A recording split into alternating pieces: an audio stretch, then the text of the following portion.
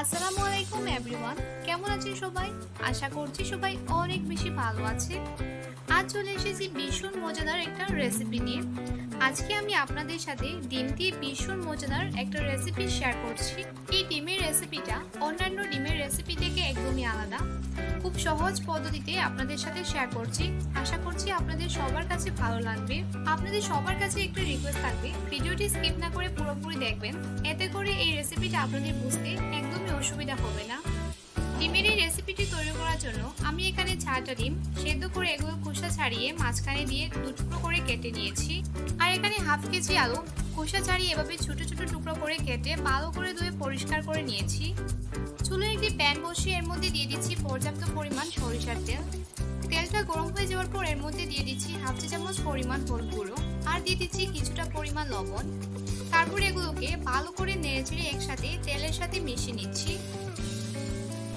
সবকিছু যখন ভালো করে নেড়েচেড়ে মিশিয়ে নেওয়া হয়ে গিয়েছে, এ পর্যায়ে আমি এর মধ্যে দিয়ে দিচ্ছি সেদ্ধ করে রাখা ডিম।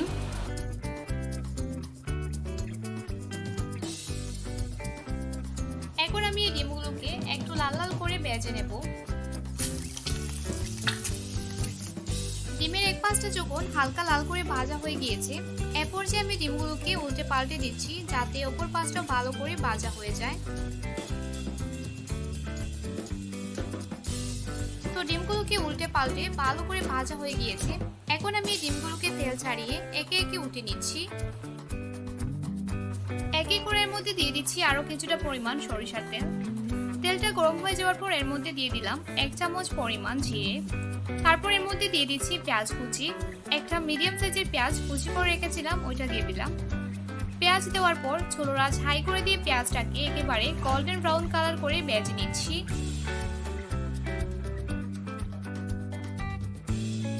দিয়ে দিচ্ছি এর মধ্যে 1 চামচ পরিমাণ আদা রসুন বাটা। তারপর সবটাকে একসাথে ভালো করে নেড়েচেড়ে মিশিয়ে নিচ্ছি যাতে আদা রসুনের কাঁচা গন্ধটা না থাকে। এখন কিছু গুঁড়ো মশলা অ্যাড করব।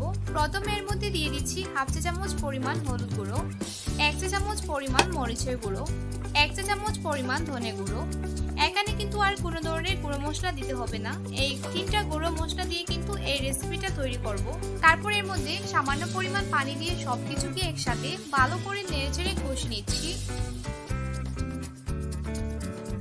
যখন তেলটা মশলা ছেড়ে উপরে উঠে আসবে, এ পর্যায়ের মধ্যে দিয়ে দিচ্ছি কেটে রাখা আলু। আলু দেওয়ার পর সবকিছুকে একসাথে ভালো করে নেড়েচেড়ে মিশিয়ে নিচ্ছি।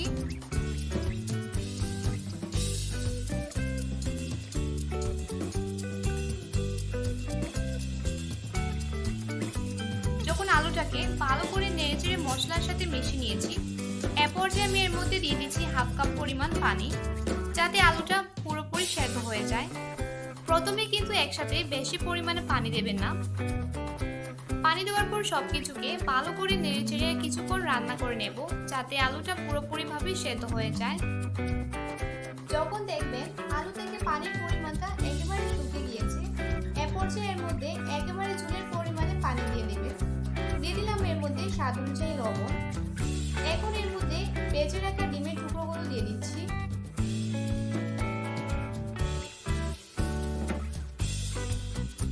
এর উপর দিয়ে দিচ্ছি 3 থেকে 4টা কাঁচামরিচ। তারপর এটাকে ঢাকনা দিয়ে ঢেকে 2 থেকে 3 মিনিট রান্না করে নেব। 3 মিনিট পর ঢাকনাটি খুলে নিলাম। তো আমার রেসিপিটা পুরোপুরি রেডি। এখন আমি এটাকে নামিয়ে নেব।